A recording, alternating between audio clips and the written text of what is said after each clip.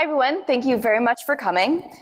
We are here today to present on From Bot to Robot, how abilities and law change with physicality. My name is Brittany Posnikoff. I am a researcher from the University of Waterloo. My main focus is using robots to social engineer people, and I mean the physical robots. And we'll kind of touch on this throughout the presentation. Hi, I'm Wendy Knox Everett. I'm a hacker lawyer who's especially interested in how law reacts to changes in technology and new advances that affect our society. And I'm Sarah Turp. I'm a data scientist. My day job is in tracking most of the internet, but my background is artificial intelligence, unmanned vehicles, intelligent systems, and tracking social media and disasters. I'm covering bots. So in this first section, we're going to talk about the information you need to sort of understand the rest of our talk, some of our base definitions, and what we'll be working with today. So social bots. You've probably seen these in the news recently, talking about large-scale misinformation campaigns. But a social bot is essentially software that runs autonomously. And they're often online, and when they run online, in apps, Slack, wherever, they're usually about on the same level as human users. So they have bios, they have personalities, they're quite often pretending to be human users, and they have stimulus, text, other users, they have responses. So they've been seen in large-scale misinformation campaigns recently, pretending to be humans, amplifying messagings from trolls and other humans. Oh, it's me again. Sorry. Botnets. Bot on its own is useful. 1,000 bots is an awful lot more powerful. So bots scale really, really well. We're going to talk about costings later, but a botnet is a group of bots, and they're connected by a common control or a common goal. And you can have hundreds or thousands of bots, and they're connecting and interacting with thousands or millions of humans. At the moment, the controllers are pretty crude. They're fairly easy to find, and they tend to be stimulus response. But as natural language generation improves, as pattern and generation improves, we expect them to become more sophisticated. And social robots build on this. They are the embodiment of artificial intelligences. Social robots, what they do is interact with people and groups on a social level. So this is the same as software bots, but social robots build on this by including techniques and skills such as gaze, body posture, the ability to point, and it sort of enhances the social ability of an AI. And while social robots is kind of a more clear definition because it's a robot that interacts with people on a social level, the definition for robot is not as clear. If you read many papers on robots, you'll find that every definition in every paper is slightly different, sometimes conflicting, and people generally don't agree on exactly what a robot is. But regardless of your perception, hopefully we answer all of your questions today about what a robot is and how it can affect law when we add that physicality. Great. So I'm going to discuss some law and policy reactions to the software bots and robots that Brittany and Sarah are talking about. And so just a disclaimer first. So I am here not as your lawyer, and I'm very much not your botnets or your robots lawyer either. So in this talk, we're going to explore some ideas about intent, who has it, as well as who can exercise it, and agency, who is really speaking sometimes. The law thinks a lot in terms of analogies. Ryan Kalo has noted that in the context of changing technologies, the law almost always considers new technology as simply a different form of something else. We're going to explore a couple distinct areas of the law today that handle questions of intent and agency in various ways. First, starting with criminal law, we know that botnets can be used to commit crimes by their owners. Criminal law requires that there be both a mens rea, which is a state of mind to commit a crime, such as recklessly, knowingly, or intentionally, as well as an actus reus, which is a physical act in furtherance of this crime. We require that the actus reus because we want to protect against thought crimes in our criminal law system. So we might ask some questions such as, can a software bot programmed to act recklessly or intentionally commit a crime? Would the programmer be responsible? Can only an embodied robot commit the actus reus for a crime? We're also going to talk an awful lot about terms of service, especially for social media platforms. These are contracts between you and the social media company, and as such, contract law governs these agreements. Some of the things that we worry about with this are the same as we look at with contract disputes with humans. We worry about whether there's been a breach, was there agreement, was a contract ever reached? But some of them are going to be a little bit different. Can a bot agree to a contract? Can it do so on behalf of its creator, or can it have its own sort of independent acceptance of the terms of service for a social media platform? Can a bot violate the terms of service, or is the owner the one that is violating the terms of service? Does a creator's consent carry down?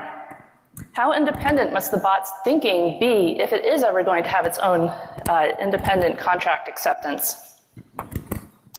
In addition to contract law, another type of civil law that we're going to discuss today is tort law. This governs legal disputes between two people that do not have an existing agreement already. So if someone's robot injures you, you might be able to recover under negligence. If the robot's owner acted carelessly, for example. But when can we attribute a robot's carelessness to its owner?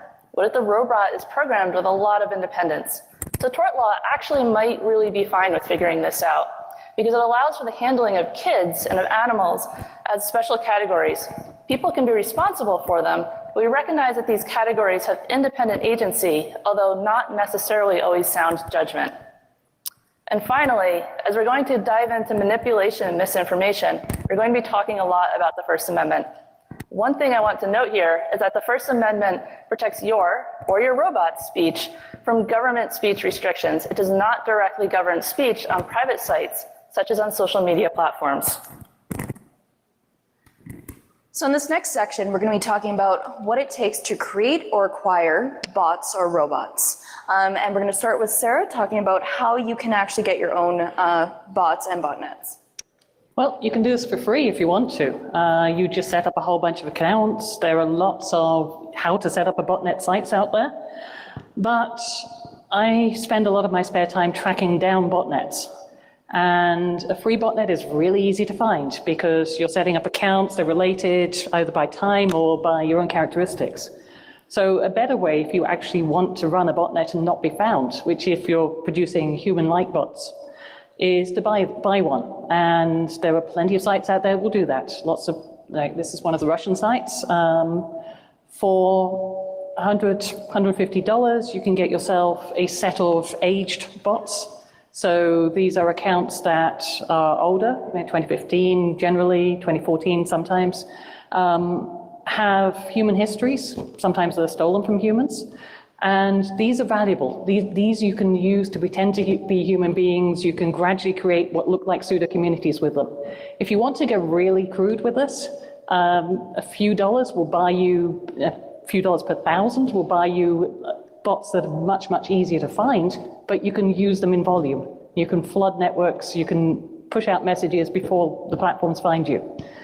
So easy to set up, easy to run. You can use human microtaskers to help with those setups, make them look human for a while, and set up. The basic thing, if you're trying to run a botnet for nefarious purposes, there are good botnets. There are good bots out there, but if you're one of the bad guys and you're trying to manipulate human beings without them knowing it, is you don't want to get caught. This is a fairly well-known bot, and it doesn't sleep. We're looking at day to day to day to day, and there isn't a sleep pattern in there. It's just always on.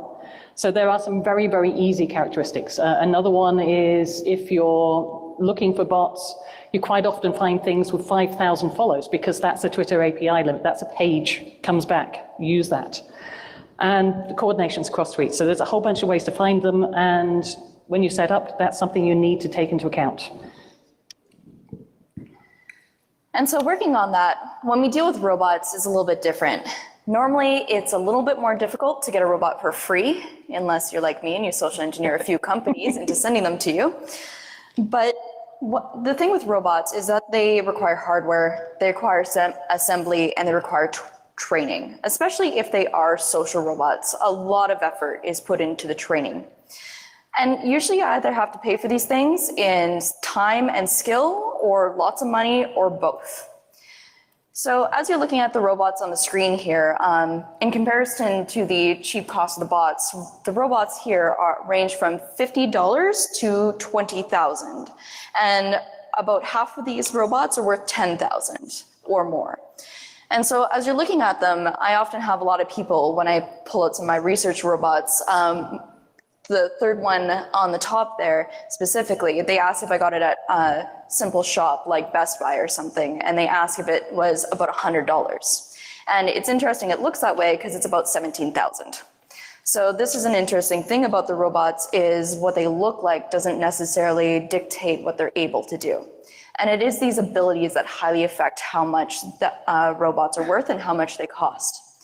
And with that, the abilities can be interesting things. Like, are they able to persuade people? And this is a bunch of research I've done, is use these robots to persuade people to do things they might not otherwise do, or get them to say things they might not otherwise say, similar to something that a bot on a social media site could do. But when we add in the physicality, people actually believe that the robots are more of a living being. And so the interesting thing here is that people build really, really strong connections with the robots, and especially the embodiment of the robots, and react to that differently by becoming closer and more interested in what the robot has to say and what it does. Great. So as we think about botnets, we know that these botnets are often used for DDoSing or other activities, and the people using these are often using them on computers that they do not own or have authority to work with. So the use of these computers to run their click fraud botnets or to do DDoSing in Minecraft or so forth does actually violate the Computer Fraud and Abuse Act. This is a federal statute that prohibits accessing a protected computer, which is defined as a computer engaged in interstate commerce, aka anything connected to the internet, so essentially every computer today, without authorization. And without authorization is what has been disputed a lot in court cases in recent years. The CFAA is a federal statute, but there are several state statutes that are very similar to it. And although it's a criminal statute, it allows a private right of action as well. And this has been fairly problematic in the security researcher community, because a lot of researchers have received CFAA civil suit threats in response to vulnerability disclosures. In order to file a CFAA civil suit, the company needs to have suffered at least $5,000 worth of damage. But unfortunately, it's a fairly low bar if you're hiring an incident response firm or doing any sort of investigation or applying engineer time to a problem. So private companies can also ban bots on their platforms as a terms of service violation. But so far, just violating the terms of service of a platform has not been held to be accessing a computer without authorization under the CFAA. For example, in the MySpace case, Lori Drew was able to sign up for an account, and she lied about her age when she did so. And the court found that even though she violated the terms of service there, this was not a CFAA violation. An embodiment of software into robot bodies changes another area over in civil law. We're back in tort law area now. So product liability is the part of tort law that covers injuries to a person from a product, such as if your toaster catches fire and you burn your thumb or so forth. So there has to be some sort of physical or property harm right now in order to recover under a product liability scheme, which is a strict liability scheme. It means that you do not need to demonstrate negligence anywhere along there, and you can recover from anyone along the supply chain, from the store you bought it from, the manufacturer, or so forth.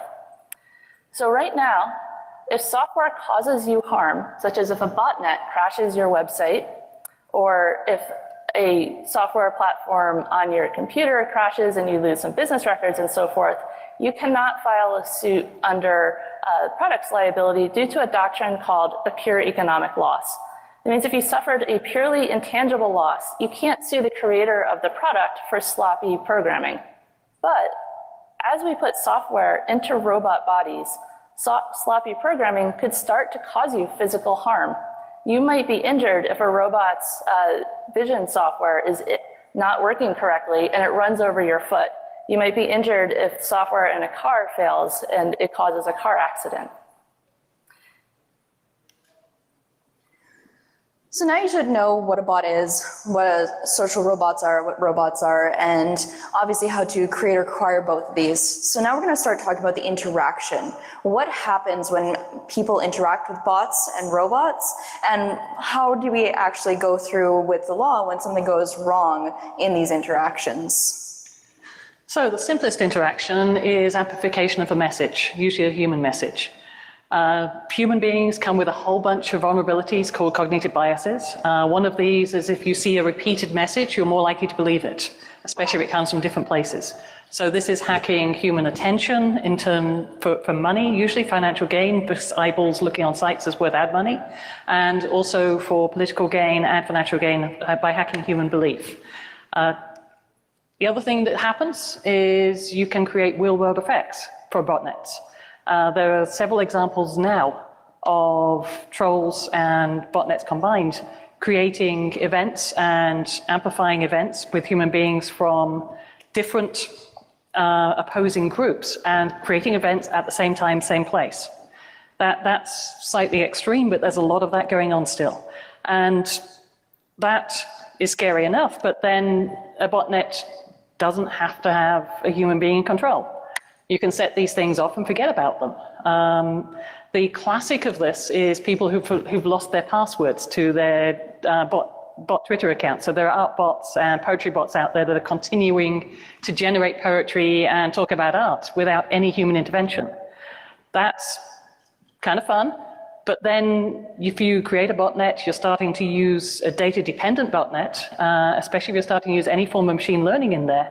You can have a botnet that isn't under your control anymore, that is doing things that you have no idea where they're going. And next, let's talk about some social robots and what happens when you get them into your workplace. So the example shown here is a paper called Ripple Effects of an Embedded Social Agent.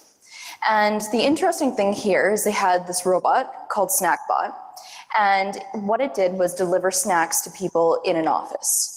And what people would do is put in their order a few days before, then the robot would come and deliver the snacks. But based on the order that the robot delivered the snacks in, people started giving it certain personality traits or believed certain things about its social interactions with other people. For example, the robot would visit the one person first every time and would spend the most amount of time with them. So the other people in the office started saying, well, the robot's got a crush on them. The robot's obviously more interested in them than the robot is interested in me. And so this is interesting because it's a robot. It's delivering snacks. It's got a route that it delivers the snacks in. It'll interact with people as long as they are interacting with it. This might have just been a factor of the person that had been receiving the snacks that the robot was spending more time with. They might have just been asking the robot more questions or being more involved, but people are very willing to give the robots a lot of autonomy, willing to perceive them as very living beings and ascribe certain personalities and behaviors to them.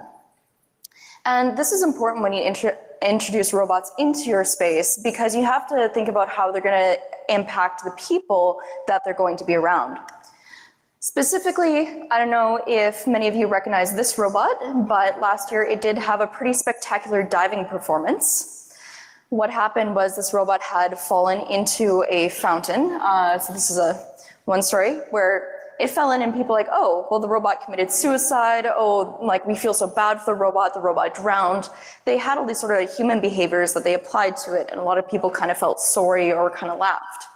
But then a few months later, when this robot started appearing on a bunch of different streets in San Francisco to shoo homeless people out of certain areas, people all of a sudden started getting upset. They started trying to destroy the robot, kick the robot, smear things over the cameras. So the robot couldn't interact in the space and couldn't do what it had been tasked to do. And the important factor here is the context. The robot being placed in a role where it's shooing other humans, where it's, having authority over space, really changed how people were willing to interact with the robot and kind of welcome the robot into their own lives or how they perceived it. So this is something I see happen actually fairly frequently, is people don't think about the contextualization or the environment that the robot is in, and it doesn't work properly. It doesn't do what they expect. And this is a bit of a problem because in this scenario, it ended up being a huge social backlash for the company that instituted the robot. And then this is sort of my focus, is the robot social engineering. So I use robots and their ability to persuade and have authority to convince people to do things they wouldn't otherwise do. And so part of this is things where I will use a Roomba and I will remotely connect into it without anybody understanding that I'm connecting into their Roomba. And I will move it around their space. I will move objects using the Roomba. But the interesting thing, I guess I'm calling it a Roomba, but it's a generic term at this point, but the vacuum-like robots, this one has a 1080p HD camera, directional microphones, and a bunch of cool things. So many vulnerabilities in it, and I usually teach my first years basic things in the university on how to hack these robots because they are so simple. But people are using these in their homes. And the thing here is that when you use these robots and people are used to them being in their homes, they zoomorphize them. They treat them like animals. They treat them like the pets like dogs and cats within your home. But then these robots, I can use them to case people's homes by using the camera, moving it about the space to see what's inside the home before breaking in, if that's something I do, but it's not. But it's an important threat to be aware of, and this is something that's coming up. It's taking the issues of bots and making them real and inside your home and able to directly affect you.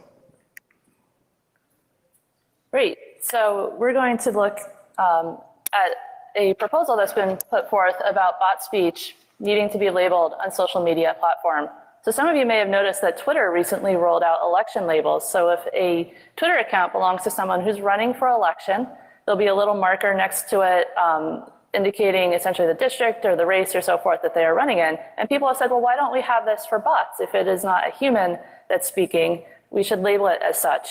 And so just to set this aside, this somewhat ignores the problem of there are many accounts where both a person and a robot is speaking, such as an automated customer service and so forth, where a first line of responses may be automated.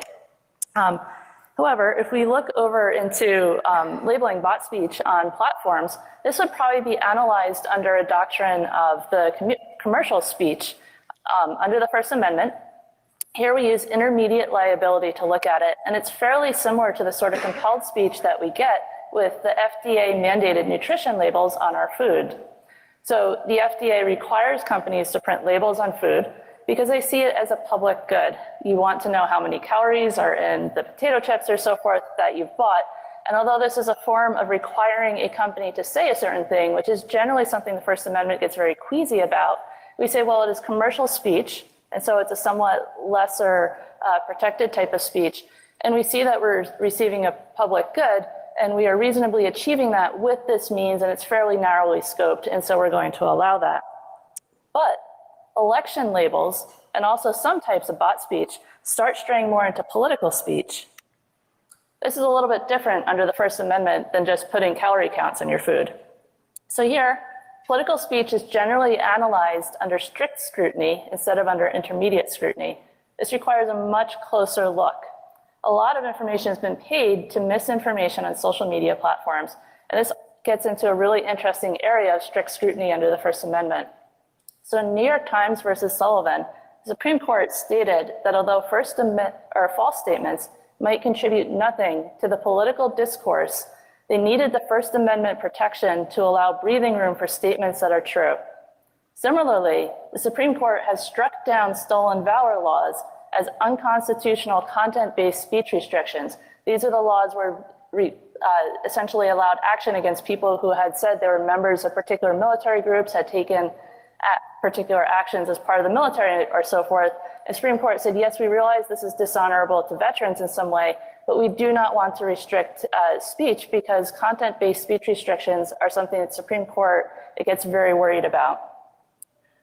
Similarly, prior restraints, which prevents the publication of something, is nearly always found to fail strict scrutiny.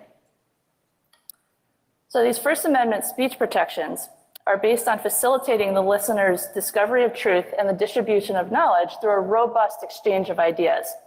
So therefore, we're really suspicious of any of these restrictions on where and how that speech is made, but we do sometimes make some trade-offs. So unlike software botnets speak through social media, a robot could equip itself with really, really loud loudspeakers. It could wheel itself out into the middle of Broadway in Times Square, and it could stand in the middle there and shout about the robot uprising.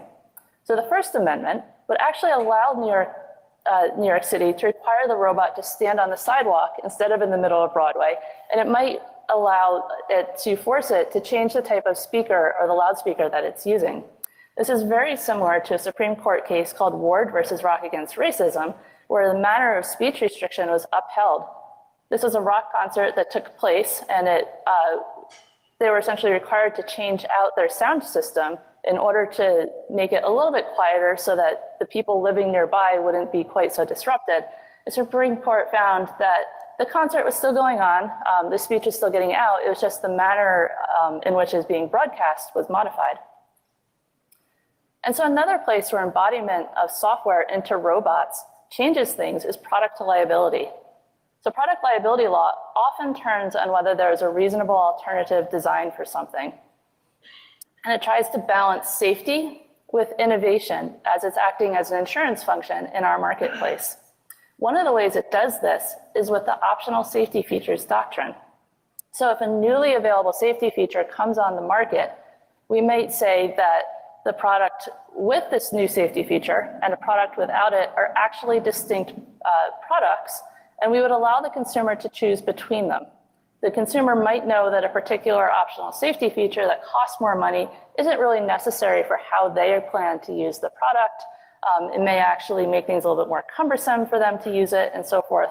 And so we assume that the educated consumer is going to decide whether it makes sense for them to pay more for the safety feature or not. However, we base this whole concept on the fact that these safety features are sort of embodied in physical things, and they have to be manufactured, and they cost a little bit more every time you create a version of it to go out in the product. Every time you sell a car that has a particular type of airbag, all the materials and the costs and everything have to go into that. And so that is what drives our view of it as maybe a distinct product category, because it will change the price we passed on. But this starts to break down when the safety features are embodied in software. Once the software is developed, it does not necessarily cost anymore to install a version of the software with these safety features into the robot. This is because software is non-rivalrous. We built the software, we went through all the work to develop it, and we can now install it into any robot or computer that we have. And so this economic argument against making optional safety features into distinct product categories starts to break down as software is what's moving into these physical bodies.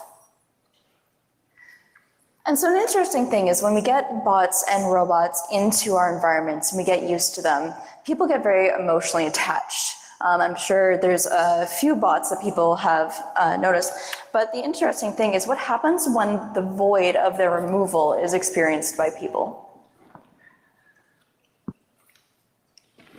So removing bots and botnets.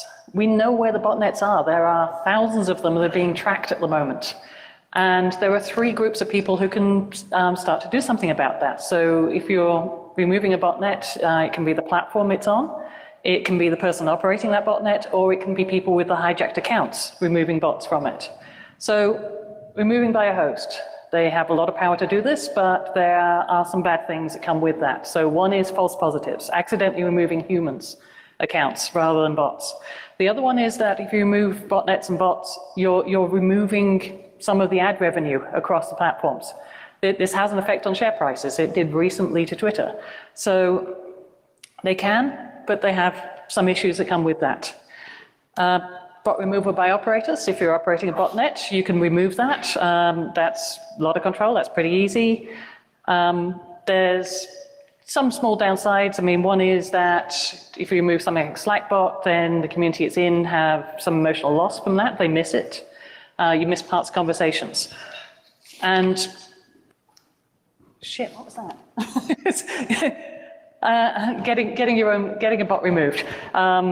So if you have an account that's been hijacked and been part of a botnet, it's incredibly valuable because it has an age, it has a history, it has a human history. But it's quite hard to get an account taken down, especially if you don't have control of it anymore. So most people forget, give up on that. Meanwhile, when it comes to robots, they usually get ingrained into spaces very fast. So the story shown here is the robot Pepper and her role as a grocery store clerk in a grocery store. Now, what happened here is Pepper was originally a clerk that would stand around and direct people to the correct places in a grocery store. And so people could walk up to the robot and say, "Where's the cheese?" Unfortunately, all the robot would say back is "in the refrigerator," which hopefully most of us know because it's the best food we have. You should know where you store your cheese. So the robot wasn't contextualized. It didn't provide enough information to the people that were interacting with the robot. This could have been fixed through more training of the robot, but unfortunately it didn't happen. So after Pepper failed at that, they then moved the robot to samples. So giving people samples, so hopefully they'd buy the product. Robot failed at that again. So then they tried the robot just as a greeter for the store, just to try and add some value. And unfortunately, when it ended up happening was the robot would tell a joke and then laugh for an uncomfortably long time. That also doesn't work. But it was day in and day out that this robot was interacting with employees. So full work day, every day, people come in, they'd see the robot. They got very used to having Pepper around. But at the end of the contract where the grocery store was trying the robot, they decided to get rid of the robot.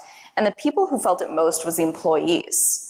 They were actually very sad to see the robot go. They felt like it was a friend and a family member that was no longer a part of their small little community.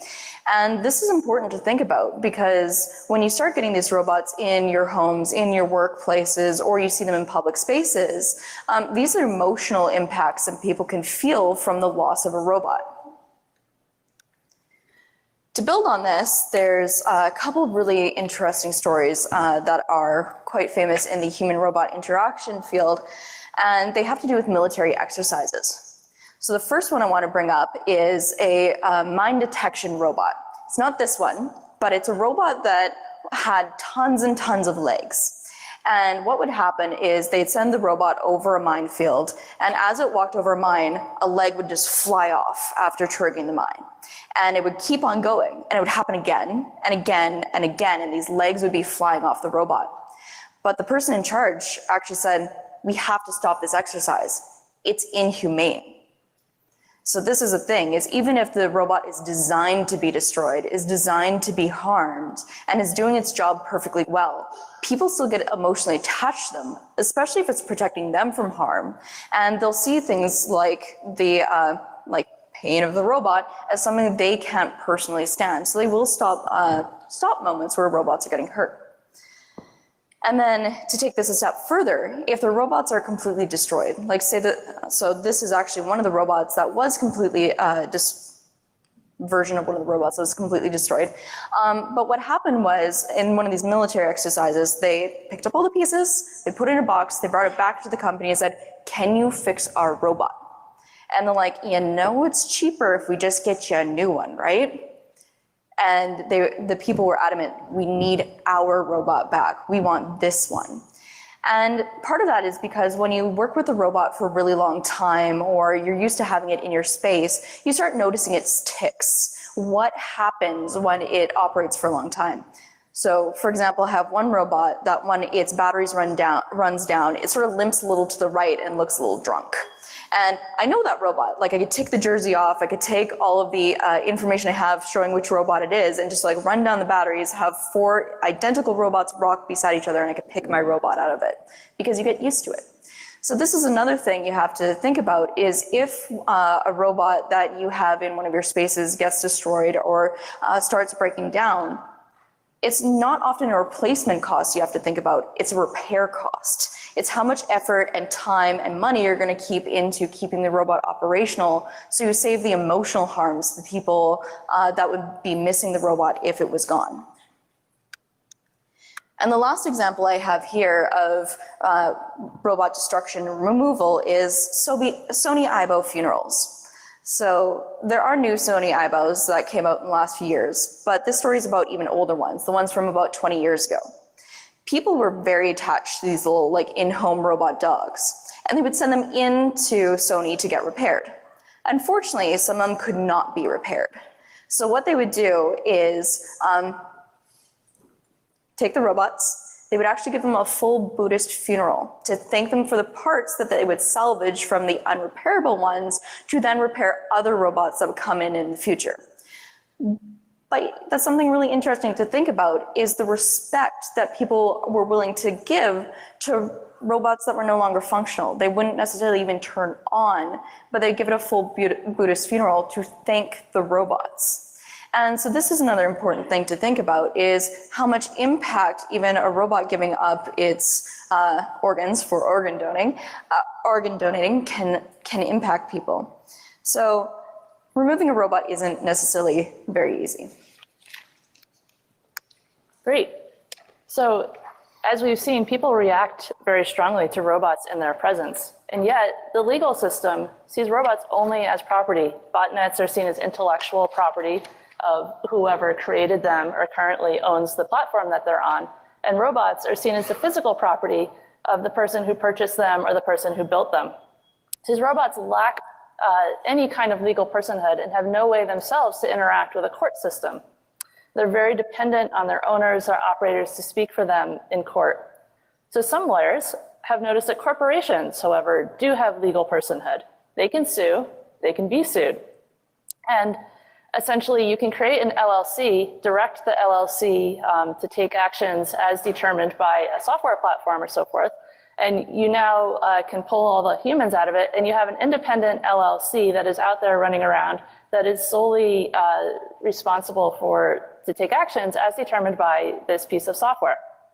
So it's quite possible that this LLC could act on behalf of a robot, and the robot could appear in court as the property of its own LLC, for which it is solely responsible for. It's a little bit of a legal inception that we have going on, but it's actually kind of a neat legal hack to use corporation as a shim to allow robots or botnets to appear in court. We could imagine a botnet that was out there that was programmed in some particular way to notice that when it started getting kicked off of a cloud platform, that it would go and file suit on its own to go to try to protest that. We would probably have a small problem there, in that it's very hard to integrate with the courts through APIs. Legal tech is a little bit behind.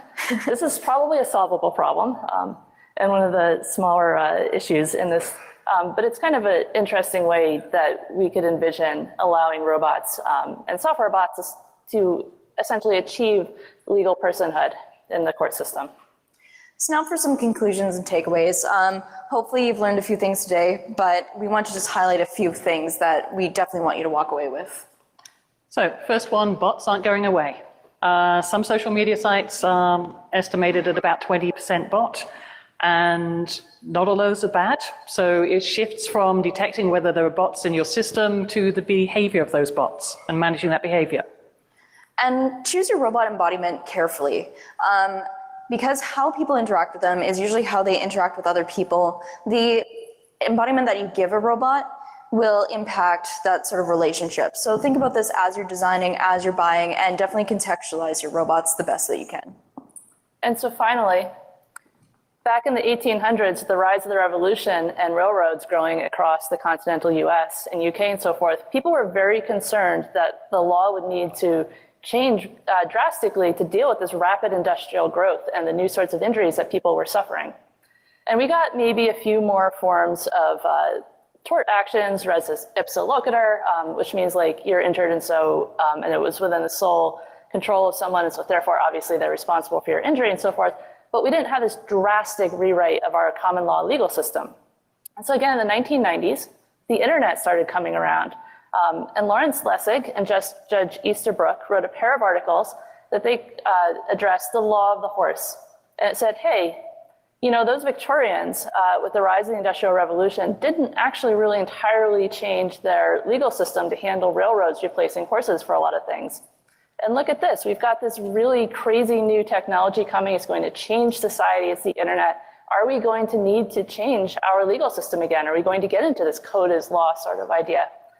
And now, from 20 years out, we can look back and we can say, wow, you know, we didn't really have to change all that much. Our common law legal system, through the use of analogies and building on precedent and so forth, is actually fairly flexible. We're doing pretty good so far.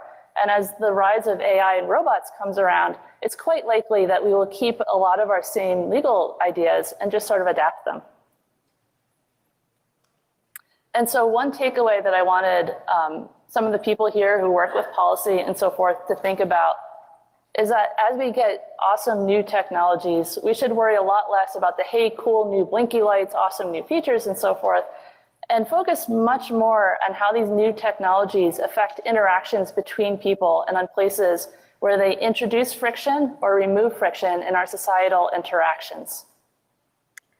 Great, so hopefully everybody enjoyed our presentation today, and we are now open for questions.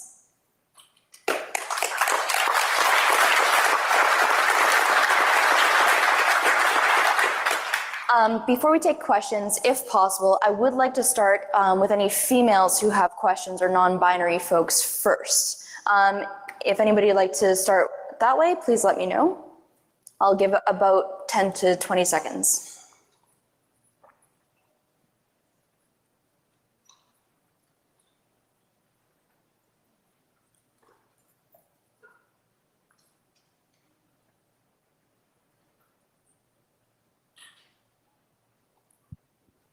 First of all, thank you for that.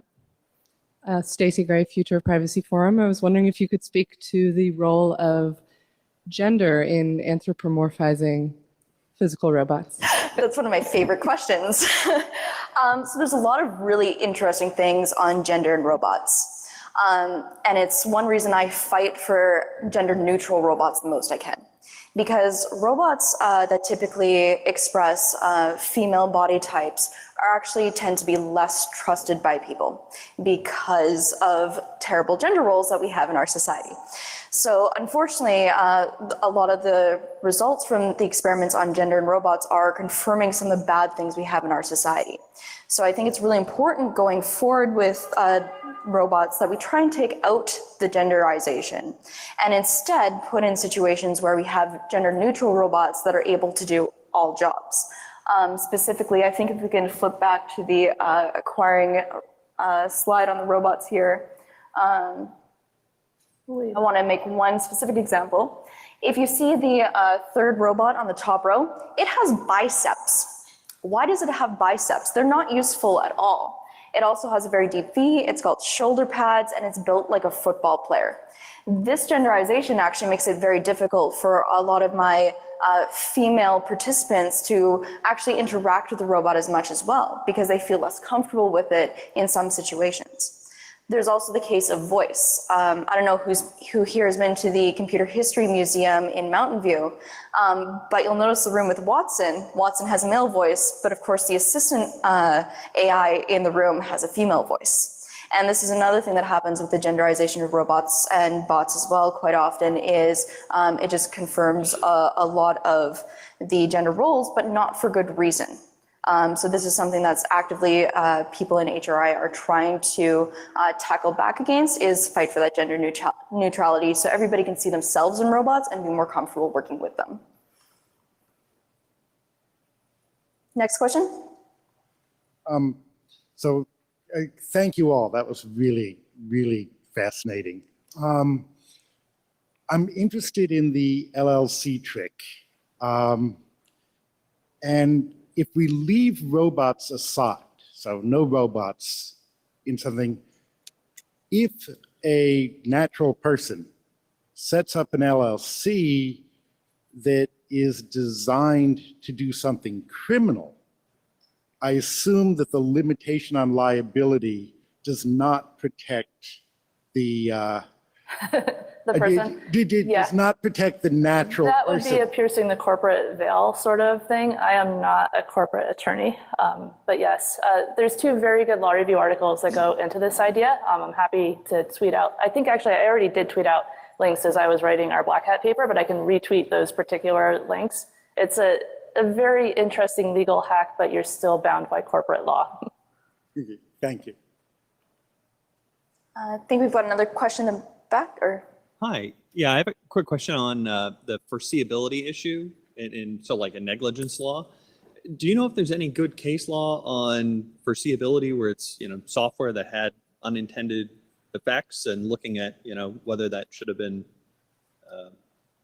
in terms of establishing a duty for the programmer? Sure. That would apply to botnets? There actually are not great ones because of that pure economic loss doctrine that I mentioned. We have a lot of tort cases that talk about foreseeability as far as animals, whether they're domesticated, wild animals, children. States vary the ages where they start granting more responsibility to kids. You can be like under 5, under 13, and so forth. But because of the pure economic loss doctrine, there really is essentially no tort law in the area of damages caused by software. It is almost entirely restricted to contract disputes. Thank you. Next question, please. Thank you. This is fascinating, by the way. I'm just itching to dig up my old Isaac Asimov books now at this point. But it's just a fairly basic question. You mentioned there's a healthy debate going on about the taxonomy of what a robot is and that kind of thing. I'm just curious where the social robots or bots like Alexa and the Google Assistant fall into there. Do you have to have some sort of kineticism to be called a robot, or does that platform kind of fall into that category as well? So that's one of the things that's argued about, is the idea of doesn't need to move. And that is definitely in the robots that don't move are in the minority, very much in the minority, as a definition. Most of the definitions will say that they need sensors to sense the space around them.